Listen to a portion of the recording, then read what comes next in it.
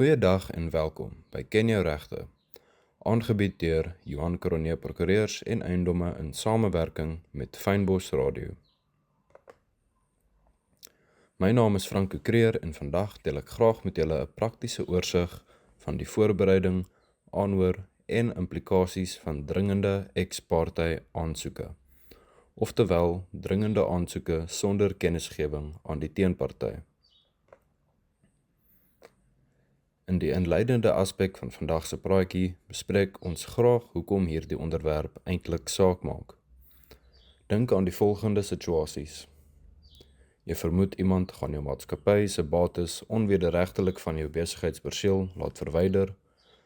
Belangrike konfidensiële inligting mag dalk sonder toestemming lek, of daar is 'n daadwerklike risiko aan 'n minderjarige persoon se veiligheid. 'n Dringende ex-party aansoek laat ons toe om byna onmiddellik die hof te nader, sonder kennisgewing aan die oortredende party, om tydelike verligting in die vorm van 'n hofbevel wat jou regte beskerm te bekom, hangende 'n volle verhoor op 'n latere datum. In hierdie gevalle maak die hofreëls voorsiening vir die wysiging van die normale formaat en inhoud van prosesstukke, sowel as die betekening daarvan op die teenparty. Die applikant moet ook uitdruklik in hul funderende eedsverklaring motiveer hoekom die saak dringend is en waarom dit nie in terme van die normale prosedures en tydslyne van die hofreëls afgehandel kan word nie.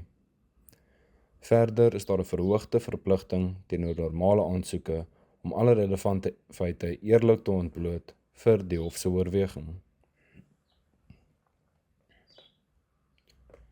Om 'n kliënt in volle te adviseer of 'n dringende aansoek die korrekte oplossing is, vra ons die volgende vrae.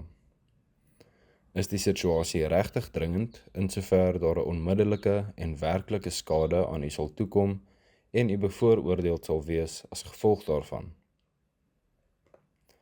Sal dit die kruks van die saak ondermyn indien die teenparty kennisgewing van die aansoek sou ontvang? En laastens, was die dringendheid van die aangeleentheid deur die eie inaksie of toedoen geskep, liewer as 'n werklike eksterne faktor? Die volgende stap is dan om na aanleiding van konsultasie met die kliënt die funderende eedsverklaring en meegaande prosesstukke op te stel. Die volle situasie moet uiteengesit word in tandem met voorafgaande praktiese oorwegings, ten volle gestaaf met nodige bewysstukke. Laastens, maar nie minstens, word die voorgestelde bevel van die hof uitgelê vir die regters oorweging en 'n keerdatum word voorgestel vir die aanhoor van die finaliteitmaking van die bevel, sowel as hoe die teenparty behoorlike kennisgewing daarvan sal ontvang.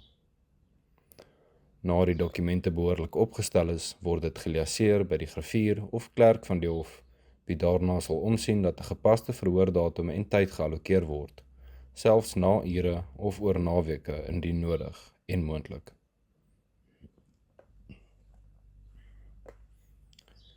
Tydens die dringende verhoor word mondelingse submissies aan die sittende regter gemaak wat die inhoud van die aansoek verduidelik, sowel as hoekom dit dringend is en kennisgewing aan die teenparty nie nodig of raadsaam is nie.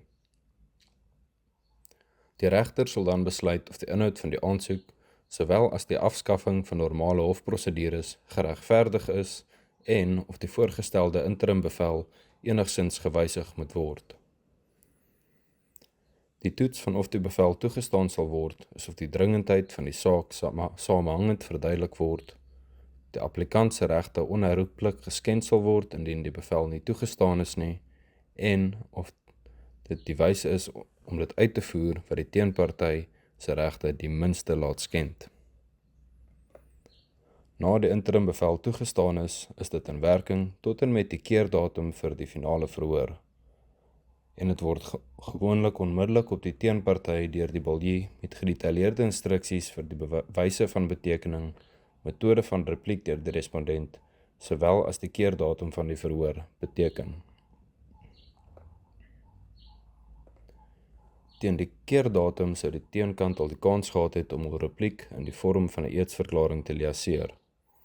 en op sulke datum word mondelingse argument aangehoor rakende die meriete van die regskwessie, sowel as prosedurele afskaffing rakende dringendheid, waarna die hof moet besluit hoe die interim bevel hanteer sal word.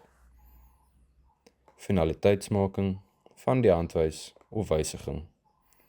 Dit is ook belangrik om in ag te neem dat die teenparty 'n aansoek kan bring vir die heroorweging van die interim bevel voor die finale verhoor, en daarom is dit belangrik om seker te maak dat die saak waterdig is. Hiermee weer eens 'n oorsig van belangrike lokvalle om te vermy. Maak seker dat die dringendheid van die saak nie self teweeggebring was deur inaksie of provokasie van 'n krisis nie, en dat dit duidelik uiteengesit word. Maak seker dat alle relevante feite aan die hof geopenbaar word, self die wat jou saak benadeel, anders word die risiko teweeggebring van 'n onsuksesvolle aansoek en of 'n kostebevel teen u. Maak seker dat die verligting wat u soek van die hof af presies verwoord is, want die hof sal meer geneig wees om die toestaan van 'n bevel af te keer as 'n applikant dit te wyd verwoord. Maak ook seker dat jy goed voorberei is vir die finale verhoor deur alle nodige dokumentasie byderhand te hê, moontlike verweere te antisipeer en 'n goeie algehele strategie te hê.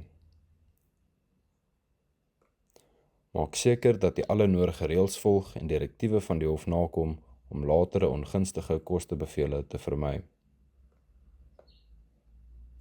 Verseker ook dat die regspan weet hoe om die praktiese oorwegings van die hofprosedures te benader, hofstukke akkuraat onder tydsdruk kan optrek en dat hulle weet watter oorwegings om as belangrik te ag. En daar sluit ons dit af met nog 'n episode van Ken jou regte. Baie dankie dat jy ingeskakel het en besoek gerus Johan Cronje Prokureurs en Eiendomme se Facebookblad en webtuiste vir nog brokkies regskennis of kontak ons direk vir betroubare regsadvies. Bly ingeskakel op Fynbos Radio, geniet die dag en tot volgende keer toe. Baie dankie. Radio Fynbos.